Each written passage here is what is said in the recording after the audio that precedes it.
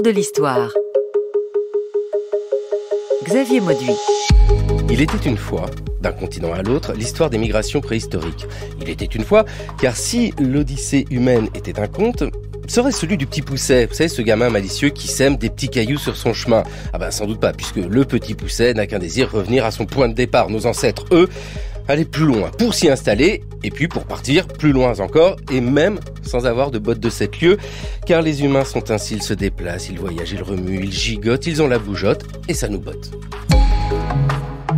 Vivre, c'est quitter un lieu pour un autre.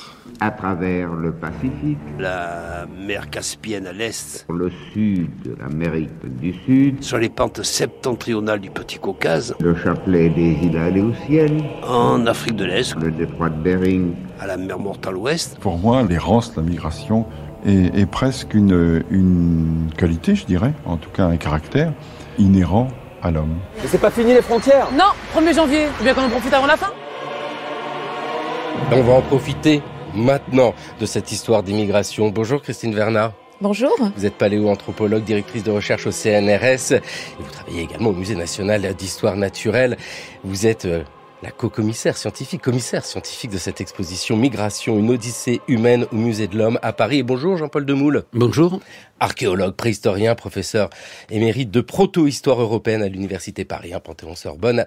Et puis vous êtes l'ancien président de l'INRAP, l'Institut national de recherche archéologique préventive. Avec vous deux, nous allons voyager, nous allons migrer. Depuis où d'ailleurs, le point de départ?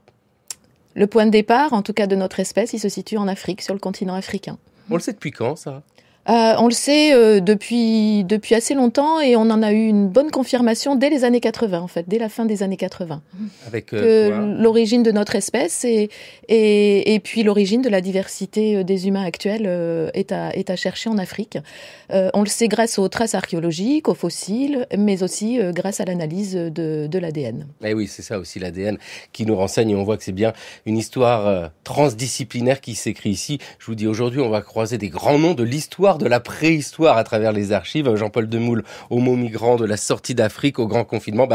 Cet ouvrage qui ressort d'ailleurs en poche, agrémenté et corrigé chez Payot, c'était dit dans le titre, de la sortie d'Afrique. Donc, point de départ en Afrique. L'Afrique, c'est un continent et c'est immense. On sait où en Afrique ?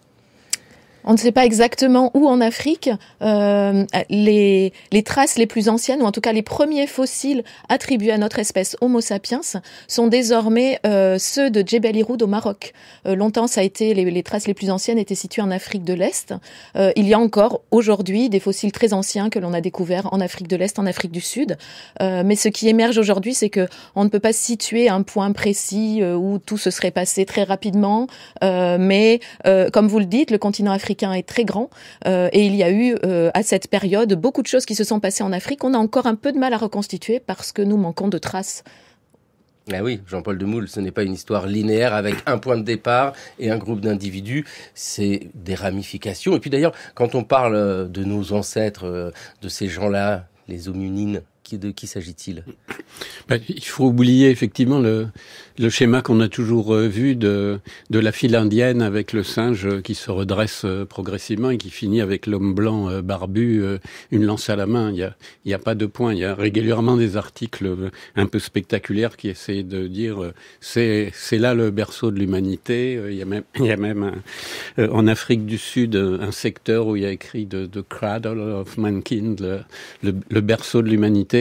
Mais il faut imaginer un buissonnement constant au fil des millions d'années et après des centaines de milliers d'années d'espèces qui se sont croisées sans arrêt, puisque comme vous savez, nous avons tous un peu de gènes de Néandertal en nous, donc ces croisements ont été continuels et la barrière entre espèces est restée longtemps floue.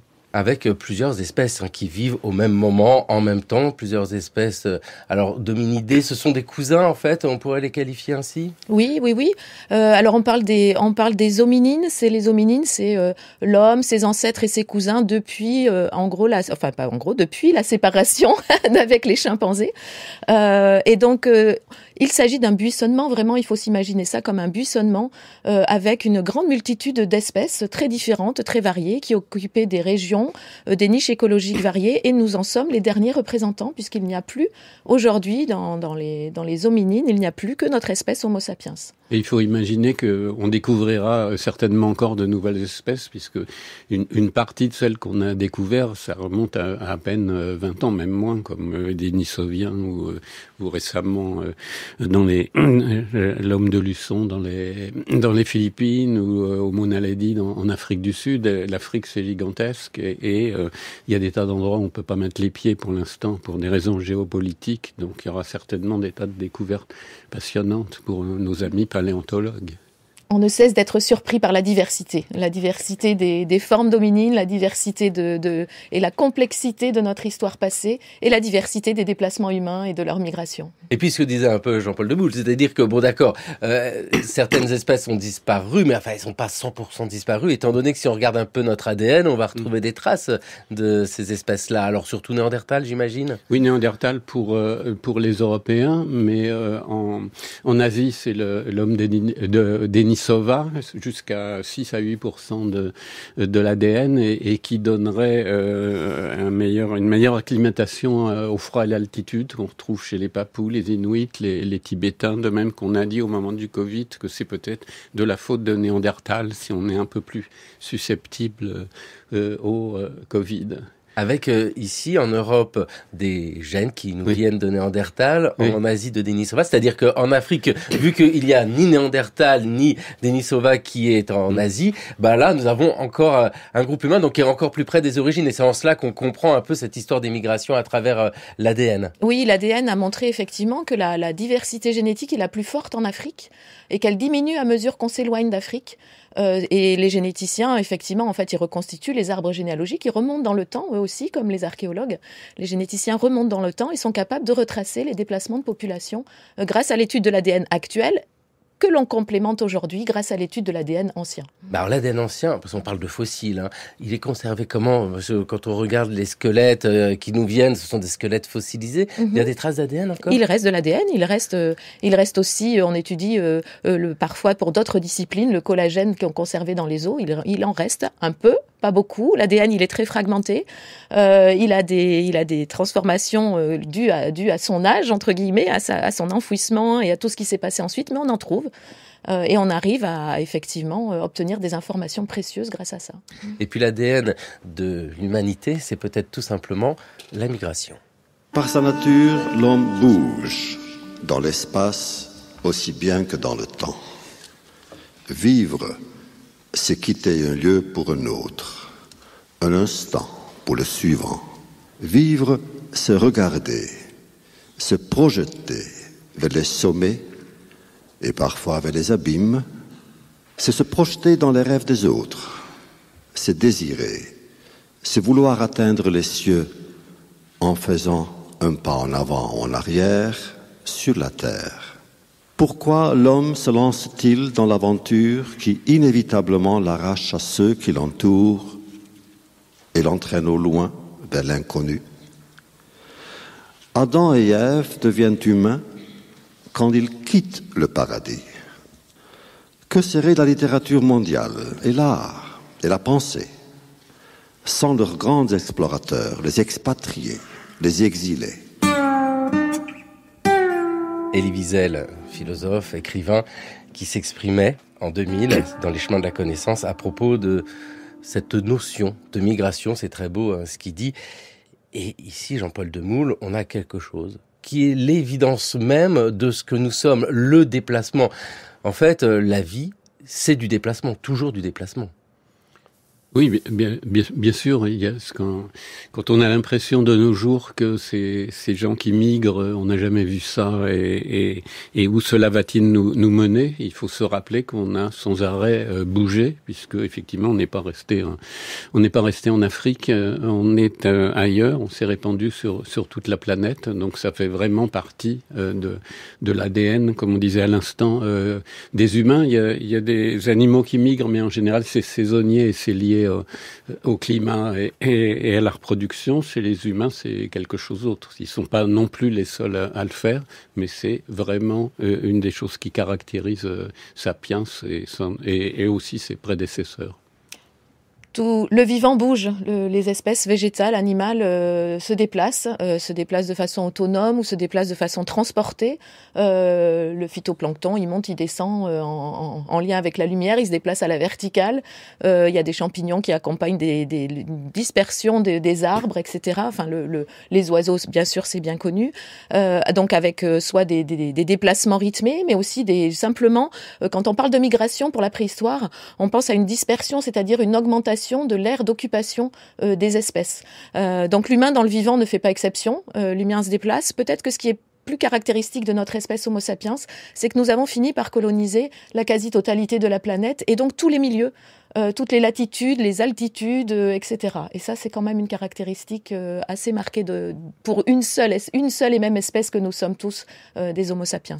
Voilà, parce que allez-y, Jean-Paul. C'est une espèce extraordinairement invasive, effectivement, et qui en plus a fait l'exploit non seulement d'éliminer les autres espèces humaines, sans qu'on sache encore complètement de quelle manière, mais aussi qui a engagé la dernière extinction massive des espèces biologiques sur Terre. Donc, quand même, c'est un exploit. Toutes les espèces ont migré, toutes les espèces dominines ont migré, mais il n'y en a qu'une, Homo sapiens, nous, qui a pu aller partout dans le monde, hein, c'est bien cela. C'est ça. Avec l'idée même de se déplacer, mais ça c'est la vie, pour se nourrir. Le déplacement, ça veut dire plein de choses. Se déplacer au quotidien, le rythme des saisons, pour aller un peu plus loin, pour aller chercher à manger. À partir de quel moment on commence à parler de migration, l'idée de se déplacer pour aller loin? Parce que c'est compliqué cette histoire-là. Nous, quand on dit migration, on imagine un individu ou un groupe d'individus qui part et qui va loin, loin, loin, loin, loin. Est-ce que c'est comme ça qu'on doit concevoir ces migrations préhistoriques? Je pense que c'est effectivement pas comme ça. Il faut imaginer qu'à chaque génération, quelques individus un peu curieux vont aller un petit peu plus loin. On sait déjà que chez les chimpanzés, par exemple, quand les femelles deviennent adultes, elles quittent la bande pour aller dans la bande d'à côté, où les jeunes mâles apparemment sont plus intéressants que ceux avec lesquels elles ont été élevées. Et donc c'est certainement pas une sortie en rang serré auquel on va assister à partir de 2 millions d'années à peu près, quand les Erectus sortent d'Afrique. Ça suppose aussi qu'on ait les moyens de le déterminer. Donc quand on voit qu'une espèce n'est pas là où elle est apparue, on sait qu'il y a des migrations à partir du moment où ils sortent d'Afrique. Mais tant qu'on est en Afrique, il y a probablement eu des migrations internes à l'Afrique avant, mais on n'a pas encore les moyens de le savoir. C'est par saut de puce. C'est par saut de puce. Alors ceci dit, il faut bien considérer les choses, c'est que on a cette grande expansion finalement. Peut-être que le terme migration est peut-être un peu trompeur parfois. Cette grande expansion de l'aire d'occupation d'Homo sapiens qui se fait et qui s'est faite la plupart du temps effectivement, comme le disait Jean-Paul, de manière progressive, de proche en proche, de génération en génération. Et puis malgré tout, on a affaire pour une très grande partie de la préhistoire, jusqu'à il y a une dizaine de milliers d'années, à des groupes humains qui sont des chasseurs-cueilleurs et qui se déplacent eux-mêmes. C'est-à-dire que les individus se déplaçaient quand même de toute façon au sein de certains territoires pour aller s'approvisionner en ressources, etc. Donc il y a ce double élément, les déplacements des individus au quotidien qui pouvaient être déjà assez importants, et puis cette expansion de notre espèce progressive qui pour autant, on voit souvent des cartes avec des flèches qui vont d'un point à un autre, qui pour autant n'a pas été linéaire, elle a été faite d'aller-retour, de multidirections, etc. Et puis pas par les mêmes individus, c'est surtout ça voilà, aussi, par plusieurs générations. Faut avoir bien en tête, oui. Bon, je vous ai promis une galerie de portraits des grands noms de l'histoire de la préhistoire. Alors, on va commencer par l'Australopithèque. Enfin, c'est pas lui, le préhistorien, c'est Yves Coppens.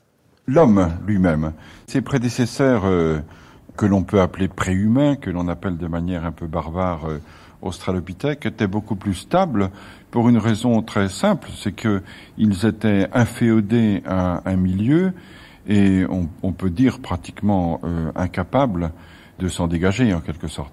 Donc liés à la savane, ils bougeaient dans la mesure où la savane bougeait elle-même en fonction des fantaisies climatiques. Mais par contre, l'homme doté de culture, c'est-à-dire l'homme doté de conscience, très probablement, et puis doté aussi d'un certain outillage, l'homme qui en plus a un développement cérébral qui s'est considérablement fait à cette époque de 3 millions d'années, Et puis l'homme doté aussi d'une plus grande mobilité parce que pour des raisons d'adaptation, il est devenu omnivore, c'est-à-dire qu'il s'est mis à manger de la viande, c'est-à-dire qu'il s'est mis à chasser et donc à courir après le gibier. Eh bien, cet homme-là, tout de suite, grâce au comportement lié à ses caractères, a bougé. Et il n'a cessé de bouger depuis 3 millions d'années. Donc pour moi, l'errance, la migration est presque une qualité, je dirais, en tout cas un caractère inhérent à l'homme. En l'an 2000 sur France Culture, Yves Coppens qui parlait de l'Australopithèque. L'Australopithèque, c'est Lucie, entre autres, parce que maintenant dire Australopithèque, et vous nous l'avez bien expliqué, Christine Vernat, ça ne couvre pas toute la réalité. Il y a plein de branches. Dans ce qui a été dit là, il y a la question du pourquoi. Intéressant ça, le pourquoi. Alors, il n'y a pas de traces écrites. Déjà, retrouver les itinéraires, c'est pas facile. Trouver la motivation. Jean-Paul Demoule, ici, c'est l'hypothèse qui prend le dessus. Changement climatique. Oui, peut-être qu'une des spécificités des humains, c'est leur curiosité. Donc cette idée d'aller un peu plus loin, parce que franchement, quand les premiers Homo erectus sortent entre guillemets, ils se sont jamais rendus compte qu'ils sortaient d'Afrique. Sortent d'Afrique il y a à peu près 2 millions d'années. L'Afrique c'est grand, ils étaient peut-être quelques dizaines de milliers sur l'ensemble de l'Afrique, donc il y avait de la place. Donc il faut supposer plutôt une espèce de curiosité. Il y a pu y avoir aussi des phénomènes climatiques, c'est ce que Yves Coppens avait supposé jadis dans son récit auquel il a renoncé plus tard de East History, oui, voilà, c'est ça. Mais pour les première migration, on ne voit pas tellement d'autres raisons qu'effectivement des changements environnementaux et la curiosité, alors que à partir du moment où on va inventer l'agriculture, ça va tout changer, parce que là, on a vraiment des migrations démographiques. Oui, quand on fait une randonnée, même aujourd'hui, on s'en rend compte. Le regard, c'est important. On voit un truc là-bas. On se dit, ça n'a pas l'air d'être très loin, on va aller jeter un œil, voir ce que c'est. Christine Vernat, c'est ça aussi la migration, c'est la curiosité. La curiosité, alors il est évidemment difficile d'attribuer à chaque grand événement de déplacement ou de migration ou d'expansion de notre espèce un facteur. Les choses, elles ont de toute façon très certainement été multifactorielles, plusieurs facteurs ensemble.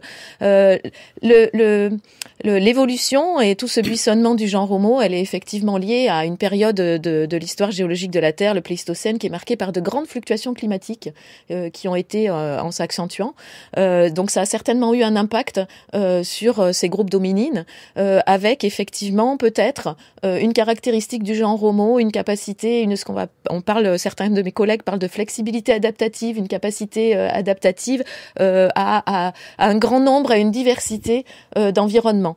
Voilà, les chercheurs travaillent beaucoup pour essayer de reconstituer les paléo-environnements à chaque grande étape clé et à chaque moment. Ça, c'est un travail de longue haleine qui n'apporte pas encore toutes les réponses, mais on ne peut pas, à l'heure actuelle, attribuer un facteur à un déplacement. Et puis, au-delà des changements climatiques, des variations dans les ressources disponibles, il faut garder en mémoire que sur les déplacements, les variations climatiques, elles ont rendu des territoires habitables, inhabitables, et vice-versa. Et puis, évidemment, en lien avec l'évolution des groupes humains, des pressions démographiques, quand la population devient plus grande, on a besoin d'étendre son territoire, et la curiosité, bien sûr, qui est certainement intervenue dans de très nombreux cas. Oui, parce que la population trop importante sur un territoire, c'est vrai que pour le cas de l'Afrique, des premiers temps, en tout cas, on se dit que c'est pas ça. Donc c'était pas le cas. C'est à d'autres moments dans la galerie des portraits des grands préhistoriens. Je demande André Leroy-Gourand. On sait, en effet, qu'au cours de l'histoire de la Terre, les climats ont constamment varié, tantôt dans des proportions faibles, tantôt dans une mesure qui a provoqué de manière spectaculaire l'avance ou le recul des grands glaciers, la descente ou la montée du niveau des océans. Le jeu de la sédimentologie consiste à reconstituer cette courbe de température et d'humidité pour la période de quelques centaines de milliers d'années durant laquelle l'espèce humaine s'est développée. Comment peut-on s'y prendre pour retrouver cette courbe en examinant du sable et des pierres? La méthode de base est l'analyse granulométrique, qui part de ce principe que dans un terrain de nature donnée, le calibre et les proportions en quantité des cailloux, des graviers, des particules de plus en plus fines sont fonction de l'indice climatique, c'est-à-dire du rapport entre la température et l'humidité. André Leroi-Gourhan, ethnologue et archéologue préhistorien, bien sûr, en 1959, avec la recherche du climat de ces temps passés. Mais la recherche des itinéraires des migrations, ça se passe comment? Parce que c'est pas tout de dire que nos ancêtres se déplacent, et pas seulement nos ancêtres, nos cousins lointains. Comment on le sait? Comment on voit ces traces de déplacement? C'est très important, effectivement. Comment sait-on? Comment les scientifiques parviennent à nous raconter cette histoire sur du temps très long? Eh bien, vous parliez en introduction de cette émission du petit poussé. Nos ancêtres n'ont pas laissé des cailloux derrière eux pour revenir en arrière, mais ils ont laissé plein de traces derrière eux que nous analysons. Et puis, derrière ça, il faut avoir en tête que quand nous nous déplaçons, nous ne nous déplaçons pas seuls. Nous partons, on l'a dit, avec notre ADN qui laisse des traces et dont on peut suivre le fil à rebours. Nous partons avec nos outils, avec nos techniques, nos savoir-faire, notre façon de penser le monde, avec des marqueurs d'identité culturelle, des rites. Nous partons aussi avec un peu de notre environnement.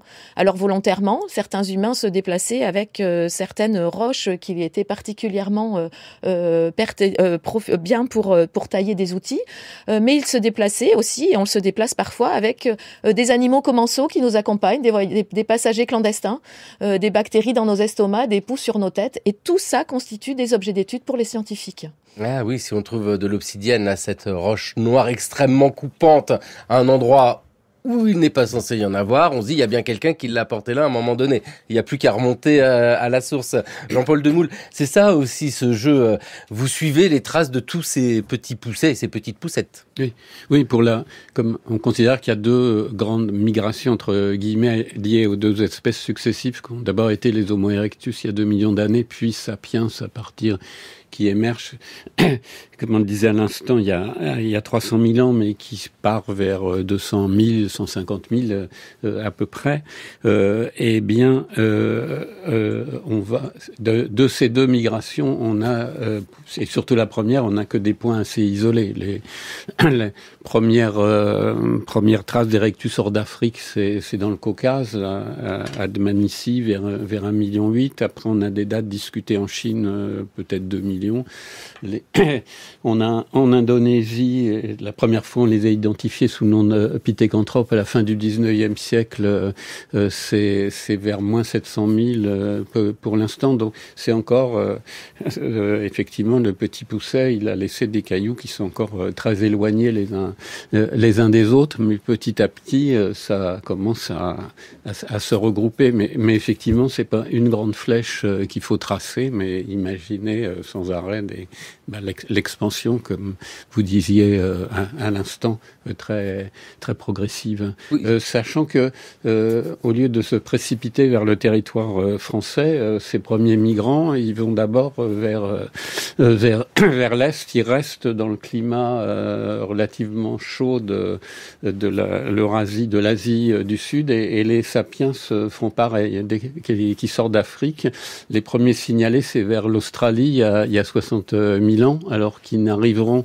en Europe que vers 40 000, 35 000 ans. Donc c'est assez complexe leur trajet. Oui, parce que on entend ces différentes vagues de migration. L'Australopithèque, Lucie et tous ses petits copains, ce sont pas des migrants qui sortent d'Afrique, hein, ça se déplace à l'intérieur de l'Afrique. C'est Homo erectus, lui, qui sort le premier d'Afrique. Alors, qui est Homo erectus ? Alors, c'est même des formes probablement un peu plus anciennes que Homo erectus, puisque comme Jean-Paul l'a bien dit, on a des traces de présence d'humains dans des sites archéologiques et ensuite par des fossiles aussi, aux alentours de 2 millions d'années, en Chine, et dès 1,8 million d'années dans ce site de Dmanisi en Géorgie, par des formes d'hominines qui sont même issues probablement d'hominines plus anciens que Homo erectus. Et puis, Homo erectus, ou en tout cas la forme africaine d'Homo erectus qu'on appelle Homo ergaster, on les voit émerger aux alentours d'1,9 million d'années en Afrique. Et ensuite, effectivement, on attribue c'est peut-être une deuxième vague de dispersion, et il y en a peut-être eu bien d'autres au milieu qu'on n'a pas encore identifiées. Une deuxième vague de dispersion un petit peu plus tardive, pour laquelle on attribue un certain nombre de sites archéologiques avec des outils taillés particuliers. Homo erectus parce qu'il est debout, il est érigé. Homo ergaster parce qu'il est artisan, parce qu'il sait travailler les objets. Des outils taillés sont déjà beaucoup plus anciens, et même avant les premiers représentants du genre Homo, on a des outils taillés. Mais ergaster, ça veut dire... oui, c'est ça, oui, c'est l'artisan. Voilà, oui, mais tout à fait. Erectus déjà taillait des outils avec les différentes voies. Excusez-moi, on avait qualifié de Homo habilis, effectivement, juste un peu avant Erectus, parce qu'on avait les premiers outils, donc vers 2 millions et demi, et puis pas de chance, quasiment 1 million d'années plus tôt, on a découvert des outils faits sans doute par des australopithèques. Enfin, on en discute encore. Mais c'est ça qui est passionnant, c'est de voir la rapidité de l'évolution, de la recherche, parce que ce que vous évoquez là, Jean-Paul Demoule, Homo habilis, sont des choses que l'on a appris quand nous étions jeunes, et puis on voit qu'aujourd'hui, toutes les définitions bougent, toutes les frontières bougent, mais c'est aussi ça, cette histoire de migration, avec des passages sur une voie de passage. Est-ce que l'on peut dire qu'on est sur un carrefour ici ? On s'imaginerait plutôt le Caucase comme une barrière, parce que c'est là qu'il y a le plus haut sommet de l'Europe. Et c'est aussi les limites de l'Europe, encore que l'Europe c'est une invention des Européens, donc c'est le seul continent qui n'est pas nettement délimité par des mers. Donc effectivement, c'est pas là où on aurait attendu le plus. Et comme on vient d'entendre dans le récit, l'archéologie, ça suppose aussi de la chance. C'était d'honnêtes médiévistes qui fouillaient un village médiéval, et s'ils n'avaient pas creusé un peu plus, on n'aurait jamais trouvé ce site plus ancien d'1 million 800 000 ans. Mais effectivement, c'est la première attestation, encore qu'ils ne sont pas tout à fait en Europe, puisqu'ils sont justement un tout petit peu au sud de la ligne de partage des eaux du Caucase. Donc c'est-à-dire qu'ils sont du côté asiatique. Oui, ils sont encore un tout petit peu en Asie, si on admet cette définition de l'Europe. Christine Vernat, est-ce qu'on arrive à dresser peu à peu une carte de ces migrations? Alors cette sortie de l'Afrique, donc là nous sommes avec Homo erectus ici dans ce qui est évoqué. C'est vieux, c'est plus, on compte en millions d'années. Là on est à combien? 1,8 million à peu avec près. Avec ici 1,8 million d'années. Voilà, 1,8 million d'années. Il y a une sortie d'Afrique par le Caucase, enfin vers l'est quoi, sortie vers l'est de l'Afrique. Est-ce qu'on peut déjà imaginer une sortie vers l'ouest, parce qu'on pense au détroit de Gibraltar? Alors, les traces que nous avons à l'ouest, en Europe, pour ces très anciennes dispersions, sont plus récentes, effectivement. Jean-Paul le disait, il semble que les hominines aient d'abord été à l'est avant d'aller à l'ouest. Ça a été le cas aussi pour notre espèce Homo sapiens. Il y a des sites en Espagne aux alentours de 1,4, 1,2 millions d'années. Certains plus anciens sont discutés.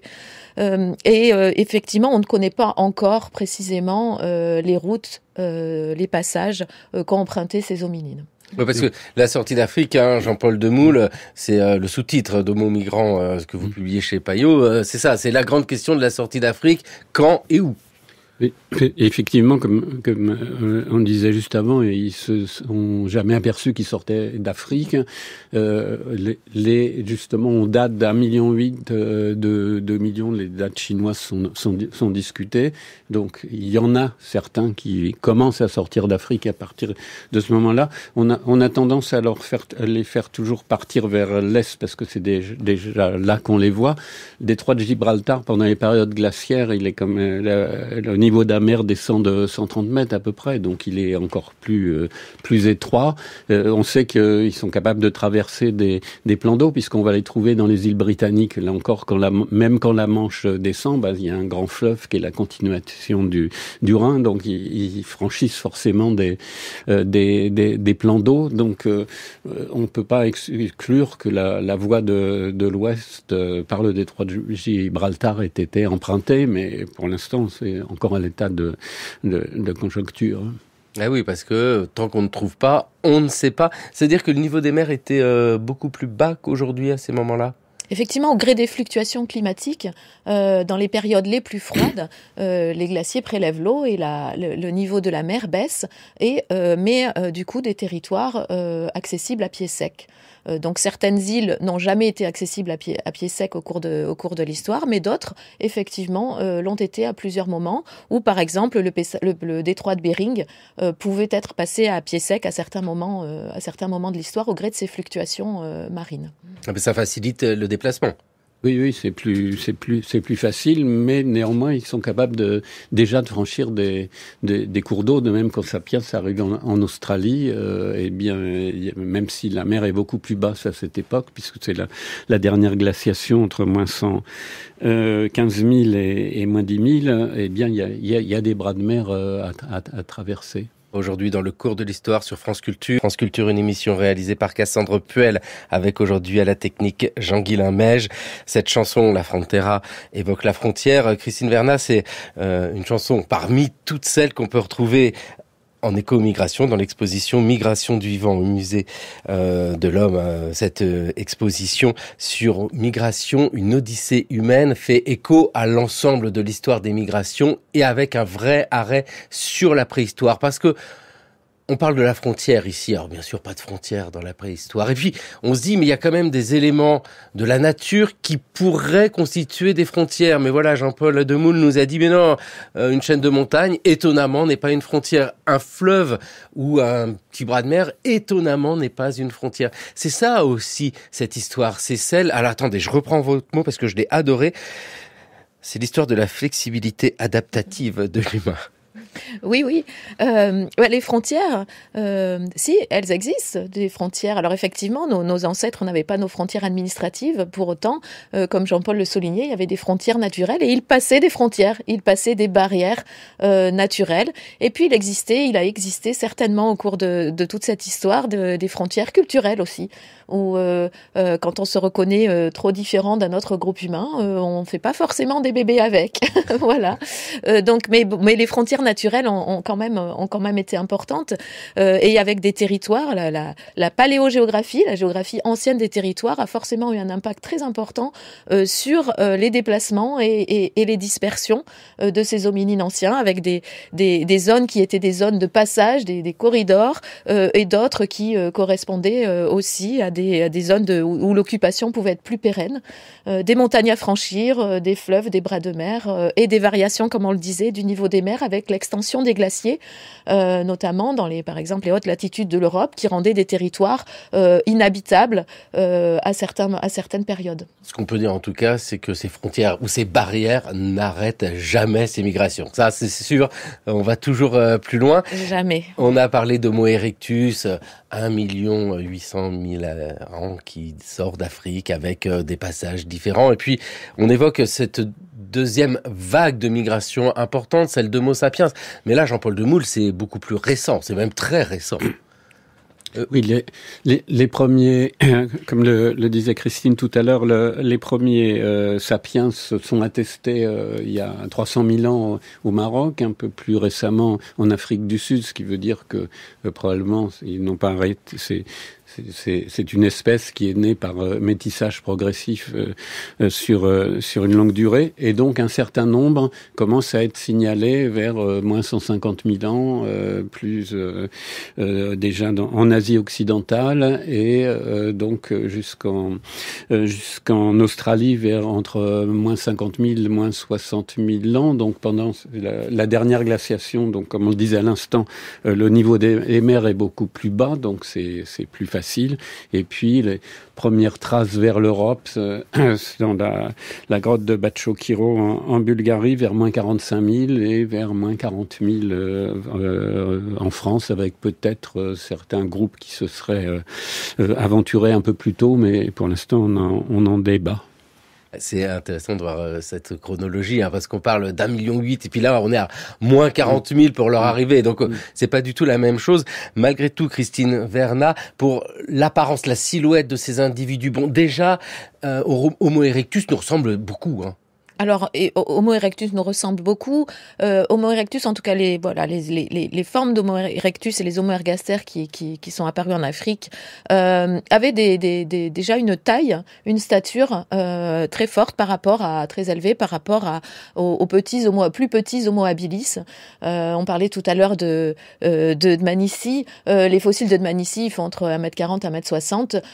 Les Homo ergaster ou les Homo erectus africains, on sait qu'ils pouvaient atteindre jusqu'à 1m70, 1m80. Avec des proportions corporelles, avec une silhouette, entre guillemets, qui est très proche de la nôtre, effectivement. Et Homo sapiens, l'Homo sapiens de 300 000 ans qu'on va se trouver en Afrique, et puis encore plus celui de 40 000 ans qui arrive sur le territoire qui compose aujourd'hui la France, c'est nous, à l'identique. On ne pourrait pas faire de différence s'il était assis aujourd'hui autour de la table du cours de l'histoire. Un tout petit peu, parce que on passe pas d'une boîte à l'autre, donc c'est quelque chose de progressif. Donc, par exemple, celui de 300 000 ans au Maroc, il a encore un bourrelet, l'arcade sourcilière un peu plus forte, le crâne un petit peu moins élevé, et puis on continue, nous, toujours d'évoluer, même si on contrarie. Avant, les myopes, ils avaient peu de chances de survie. Maintenant, avec les lunettes, ils vivent et ils se reproduisent. Les dents de sagesse ont tendance à disparaître petit à petit, une gracilisation de l'ensemble du squelette, donc continue à évoluer. Et un des symptômes, c'est que c'est seulement à partir de entre 40 000 et 50 000 ans qu'il se met à représenter, à faire des dessins. On n'en a pas jusqu'à preuve du contraire de plus anciens. On a des signes abstraits faits par les Néandertaliens et même par des Erectus, mais représenter vraiment, c'est un indice de complexité psychique supplémentaire qui n'apparaît qu'il y a entre 40 000 et 50 000 ans. C'est la sélection naturelle qui fait que plus on a un cerveau complexe, mieux on va s'adapter et donc vivre plus longtemps et donc se reproduire plus, avec tous les inconvénients d'un cerveau trop compliqué, la part obscure de nos pulsions inconscientes, etc. Ça n'a pas que des avantages. Avec Néandertal ici qui est de nouveau évoqué. Néandertal, c'est en Europe. Il vient d'où, Néandertal? Parce qu'il était là avant l'arrivée d'Homo sapiens. Alors, il vient d'où? Néandertal, c'est le vrai européen. On le voit émerger, en tout cas, on le voit apparaître en Europe. Au moins, il y a au moins 400 000 ans. Mais on envisage que l'enracinement de cette lignée est plus ancienne que ça. Donc c'est le vrai européen. Il a occupé toute l'Europe et puis une partie de l'Eurasie jusqu'en Asie centrale et peut-être même jusqu'en Chine, même si là on en discute beaucoup, pendant toutes ces centaines de milliers d'années. Et en tout cas, avant que nous, sapiens, ne pénétrions ces territoires qui étaient occupés par Néandertal, donc depuis très très longtemps. Et nous, si nous avons 300 000 ans et que Néandertal a vécu entre au moins 450 000 ans et moins 40 000 ans, pour l'instant, l'espèce Néandertal a vécu plus longtemps que la nôtre. Et certains qui n'aiment pas que Sapiens vienne d'Afrique essaient parfois de trouver d'inventer une descendance des Néandertaliens qui seraient transformés en Sapiens progressivement. C'est des choses qu'on trouve aussi dès la fin du 19e siècle, mais effectivement, la seule race pure, entre guillemets, c'est les Africains, les sapiens africains, puisqu'ils ne se sont pas mélangés du tout. Et oui, voilà, c'est ça, parce que il y a sans cesse des gens qui se rencontrent et puis il se passe des choses. C'est pour ça qu'on a notre petit pourcentage en Europe de Néandertaliens. Néandertal, on parlait de l'apparence physique. Alors, si il était assis avec nous, on verrait des différences. Mais enfin, dans le métro, on voit ces trucs parfois que ça passerait sans aucun problème. Sans aucun problème. Pour autant, effectivement, il avait une architecture squelettique assez robuste, plus robuste que la nôtre. Donc, ils étaient un peu plus lourds. Et puis, un crâne qui présente un certain nombre de différences, au point que si on trouve un fragment de crâne dans un site archéologique, ça dépend de quelle partie, mais en tout cas, la plupart du temps, on arrive à dire si c'est un néandertalien ou un sapiens. Et en Asie, le Denisovien, tous ces gens-là, là-bas, eux aussi, c'est avant l'arrivée d'Homo sapiens. Oui, mais dans les deux cas, c'est des évolutions sur place des Erectus qui débouchent, comme disait Christine, progressivement sur les Néandertaliens, et en Asie, ils vont déboucher sur les Denisoviens, du nom de cette grotte habitée par ermite appelé Denis dans l'Altaï, et puis on a des espèces dont l'origine est moins claire, enfin peut-être que Christine a un avis plus précis, dans les îles indonésiennes et philippines. Oui. Pour Denisova, c'est une petite originalité dans l'histoire de notre discipline, puisque c'est un groupe humain ou une espèce qu'on a identifiée d'abord par son ADN, avec surprise, et qu'on connaît finalement encore très mal, parce qu'on a assez peu de fossiles attribués à cette espèce. Donc je serais bien en peine de vous décrire la silhouette de Denisova. Maintenant, nous commençons à avoir des fossiles, notamment en Asie, qu'on peut attribuer à Denisova progressivement, petit à petit, mais on les connaît encore très mal. On sait en revanche par l'ADN qu'ils ont vécu et qu'ils ont occupé vraisemblablement toute une grande partie de l'Asie, et puis l'Asie centrale, où on a découvert les premiers fossiles, pendant plusieurs centaines de milliers d'années, mais on est encore en peine d'attribuer soit des fossiles, soit des sites archéologiques à cette espèce de Denisova. Son ADN, on l'aurait jamais identifié, effectivement, et en plus, certains de nos amis chinois n'ont pas envie de descendre des Africains, donc ils n'ont pas envie de descendre des Denisoviens. Il y a des problèmes avec l'Institut de paléontologie, même si, de toute façon, s'ils voulaient descendre des erectus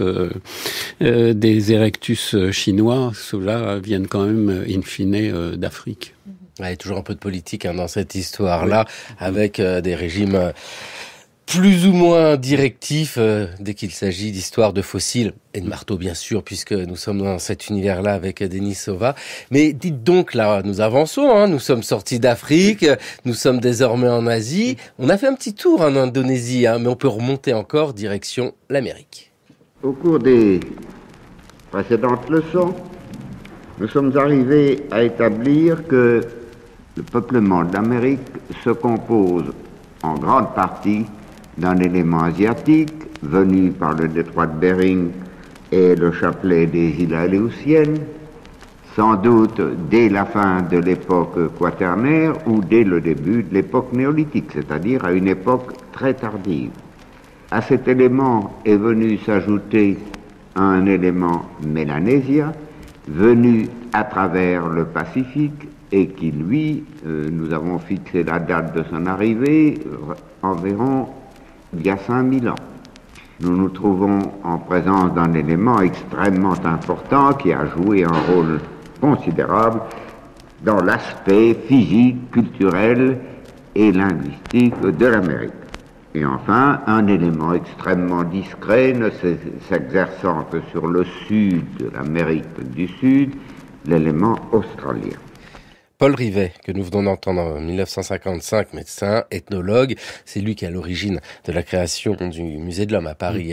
C'est la porte, le Palais de Chaillot à Paris, avec le Musée de l'Homme où il y a cette exposition Migration, une odyssée humaine. Paul Rivet, aussi fondateur du comité de vigilance des intellectuels antifascistes avant la guerre. Ça sonne bien, ça, comme comité. Non, mais voilà. Bon, ça lui coûtera son poste au moment de Vichy, effectivement. Voilà. Encore un grand nom de la préhistoire qui nous évoquait ici. Alors, c'est quoi? C'est la sortie d'Eurasie pour arriver en Amérique. Où en sommes-nous aujourd'hui? Parce que nous évoquions l'aspect politique de cette longue histoire et notamment la volonté de ne pas trop avoir de descendants d'ancêtres venant d'Afrique pour certains. Alors, pour l'Amérique, c'est pareil, il y a du débat. Pour l'Amérique, il y a beaucoup de débats, effectivement. Il y a du débat sur les dates des premières arrivées d'Homo sapiens. Alors, vous voyez, dans toute cette histoire, lorsqu'Homo sapiens s'est déplacé à la conquête, entre guillemets, de la planète, Homo sapiens est arrivé dans des territoires qui étaient déjà occupés. C'était le cas de l'Eurasie, avec Néandertal, avec Denisova. C'était le cas de certaines îles d'Indonésie. Mais dans certains cas, Homo sapiens est arrivé dans des territoires vierges. Donc, on cherche vraiment les premières occurrences pour l'Amérique. On cherche les premières occurrences, premières traces d'outils taillés, de fossiles, etc., qui témoignent de la présence de l'homme. Et à ce moment-là, effectivement, il y a encore aujourd'hui beaucoup de discussions sur des dates. Dans l'exposition, nous présentons une reproduction des empreintes de pas de White Sands, c'est un côté très émouvant de voir des empreintes de pieds. On voit vraiment les gens derrière qui se déplaçaient. Des adolescents. Oui, il y a effectivement beaucoup d'entre. Ils ont aujourd'hui aussi maintenant des empreintes de mains dans ce même site. Et ces empreintes de pas, elles ont été datées aux alentours de 23 000 ans. Elles se trouvent au Nouveau-Mexique. au bord d'un lac aujourd'hui, elles ont été fossilisées au bord d'un lac aujourd'hui disparu. Pendant longtemps, les préhistoriens américains se cramponnaient à moins 12 000, une culture dite Clovis, donc c'était Clovis first, rien avant. Et maintenant, comme vient de le dire Christine, on a doublé la durée au moins. Mm-hmm. Et on a aussi d'autres sites archéologiques, et il y a même des discussions assez vives à propos de certains sites archéologiques qui seraient antérieurs, ou en tout cas dès 35 000 ans. Donc l'histoire n'est pas terminée d'être écrite.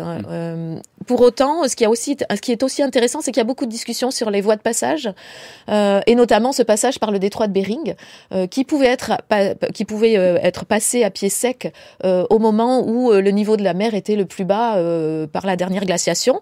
Mais pour autant, si on pouvait passer effectivement par ce détroit de Bering et arriver jusqu'en Alaska, à certains moments, les glaces empêchaient de descendre vers le sud de l'Amérique. D'où l'importance d'avoir des données fiables sur les datations de ces sites archéologiques les plus anciens. Quel est l'enjeu politique, notamment aux États-Unis, pour l'idée de la migration la plus ancienne et vouloir limiter absolument? Alors il y a eu longtemps, oui, ce moins 12 000 qui était vraiment l'indicateur. C'est pas vraiment. Là, c'est plutôt un problème de compétition académique, scientifique, et beaucoup plus brutal en général aux États-Unis qu'en Europe. Les gens étaient arc-boutés sur ça et voulaient pas remonter. Mais il y a eu quand même d'autres phénomènes. On a découvert un crâne, là, l'homme de Kennewick, à l'ouest des États-Unis, et un anthropologue un peu rapide avait décidé que c'était un caucasien, entre guillemets, c'est-à-dire un Européen qui serait arrivé directement d'Europe. Donc on a essayé de supposer des migrations en bateau le long des glaces. Et puis quand heureusement la génétique est arrivée et a permis de vérifier que c'était bien un Amérindien, les Amérindiens descendants effectivement des populations du nord de l'Asie, dans l'état actuel de nos connaissances. Mais il y a toujours, là encore, cette fois du côté des mouvements d'extrême droite, l'idée que les civilisations précolombiennes étaient trop magnifiques pour avoir été créées par les Amérindiens. Donc on a essayé de faire venir des Européens à différents moments. C'est des choses qu'on peut encore trouver sur certains réseaux sociaux. Il faut se méfier des réseaux sociaux. Et Jean-Paul Demoule, par avoir pratique des réseaux sociaux, on apprend très vite que dès que le mot découverte exceptionnelle apparaît, faut se méfier. Voilà, toujours prendre du recul face à la découverte sensationnelle. Avec, pour terminer toute cette réflexion sur les migrations préhistoriques, Christine Vernat, l'idée que nous parlons des migrations d'individus humains. Mais il n'y a pas que ça, parce que ils voyagent pas seuls. Il y a les animaux qui les accompagnent, il y a les objets et la culture, comme vous l'avez déjà dit. Donc, ces migrations, c'est toujours au pluriel. C'est toujours au pluriel. Effectivement, on se déplace avec des passagers clandestins, je le disais tout à l'heure. Il y a un exemple marrant qui est celui du mulot et de la souris. Le mulot était européen, il a traversé la Méditerranée 7000 ans, en accompagnant de manière effectivement commensale, en accompagnant les humains dans leur traversée. Et la souris d'Afrique du Nord a fait le chemin inverse, 5000 ans. Et puis nous nous déplaçons avec aussi des bactéries dans nos estomacs, dont les généticiens peuvent analyser, qui leur permettent aussi de retracer les migrations humaines, avec tout un tas d'ensembles. Et puis nous nous déplaçons avec nos outils, nos techniques, nos savoir-faire. Et quand on étudie la préhistoire et toute notre histoire ancienne, on se rend compte à quel point les rencontres, les échanges induits par les migrations et la rencontre entre les groupes humains par leur déplacement sont constitutifs de nos sociétés d'aujourd'hui et ont été des facteurs de la richesse culturelle de l'humain aujourd'hui. Ouais. Richesse culturelle et l'ADN aussi. Enfin, ces mélanges, et on va même pas utiliser le mot métissage parce que il a tant de significations hautes. Mais c'est ça. Ce sont des rencontres multiples qui sont un enrichissement vraiment là sur une histoire millénaire et bien plus que millénaire. On est en millions d'années parfois. Absolument. Ce que les généticiens nous montrent, c'est que ces mélanges, ces brassages, issus des migrations et des rencontres entre groupes humains, sont des facteurs de diversité biologique et non pas d'appauvrissement. On a parfois cette idée reçue qu'on va finir par tous se ressembler du point de vue culturel, mais aussi du point de vue biologique. Les généticiens nous montrent que c'est l'inverse, parce que des populations qui se sont séparées à certains moments dans le temps ont créé de la nouveauté génétique et que quand elles se rencontrent, ça crée des combinaisons inédites qui donc créent de la diversité génétique et non pas un appauvrissement, entre guillemets, génétique. Et puis, ce qui nous manque toujours ici, c'est l'histoire de l'individu qui a voyagé. Il y a très peu de traces, il n'y a pas de récit. Jean-Paul Demoule, Homo migrans, de la sortie d'Afrique au grand confinement. Mais c'est vrai que ça manque. On n'a pas ces dessins, mais en même temps, on peut essayer de les imaginer et se dire, mais quel effort, quel courage, parce que regarder au loin pour se dire je vais aller là-bas, et puis se déplacer, c'est une chose. Mais quand on arrive dans les îles, et nous pouvons regarder là vers l'Indonésie, et puis descendre vers l'Australie, et puis la Polynésie, là on ne les voit même plus, les îles au loin. Et pourtant ils y sont allés. La migration polynésienne, effectivement, c'est un des événements sur plusieurs millénaires les plus étonnants, parce que ils partaient sans savoir où ils allaient. Alors même s'il y a des nuages et des oiseaux qui agrandissent la vue d'une île, et ben quand ils avaient épuisé la moitié de leurs ressources, il n'y avait toujours pas d'île, ils revenaient. Mais ils ont colonisé cet endroit gigantesque entre moins 4000 et plus 1000 à peu près. C'est tout à fait fascinant, effectivement. L'espace océanien est très vaste et c'est vrai que ça a été une histoire extraordinaire et on a montré qu'effectivement ils partaient en pirogue avec des ressources qu'ils emportaient avec eux sur leur pirogue pour pouvoir survivre dans les îles toujours plus loin à l'est et puis avec parfois des mouvements de retour comme dans toute l'histoire de l'humanité où nos déplacements, comme on le disait tout à l'heure, n'ont pas été linéaires d'un point à un autre mais ont été faits aussi de retours, de beaucoup de retours. Il y a finalement beaucoup de parallèles entre les migrations très anciennes et les migrations d'aujourd'hui. Oui, c'est ces parallèles qui sont très intéressants de se dire que nous sommes tous des animaux migrants. Ça, ou en tout cas, tous descendants de migrants. On ne peut pas dire le contraire. Après, c'est l'échelle de temps qui est la grande différence. Moi, je voudrais rappeler ces expositions parce qu'il y a Migration, une odyssée humaine au musée de l'Homme. Et puis, ce qui est toujours intéressant avec les expositions, quand on ne peut pas y aller, c'est qu'il y a le catalogue qui est associé. Et le catalogue, c'est l'ouvrage qui fait la synthèse sur l'état des connaissances à un moment donné, où il y a, Jean-Paul Demoule, vous en êtes le commissaire scientifique, l'exposition Migration du vivant au musée Homme de Bordeaux. Et dans cette histoire-là, il y a les livres à côté, les catalogues, je l'ai dit. Jean-Paul Demoule, il y a Homo migrans, de la sortie d'Afrique au grand confinement. Ça donne envie d'aller toujours plus loin, d'aller toujours rechercher, parce que on sent que si on vous réinvite, d'ici 1 an ou 2 ans pour exactement la même émission, vous aurez de nouvelles choses à nous dire, ça avance sans cesse. Incontestablement, on aura plein de nouvelles choses à raconter. Vous reviendrez, Jean-Paul. Bien sûr, avec plaisir, si on m'invite. Ah mais oui, vous êtes toujours invité, vous êtes table ouverte ici. Merci vivement à tous les deux, Christine Vernat, Jean-Paul Demoule. Merci à vous. C'est l'heure, tout le monde debout, on profite des premiers rayons du soleil, on se réveille, allez, je vous secoue les plumes, allez, on se dépêche, faut se préparer. Se préparer pourquoi? Pour rien, seulement pour notre grande et formidable migration en famille. C'était le cours de l'histoire sur France Culture, une émission préparée par Raphaël Laloum, Jeanne Delecroix, Jeanne Copé, Chloé Rouillon et Bayouen Guizou. Le cours de l'histoire est à écouter, à podcaster sur notre site franceculture.fr et l'appli Radio France.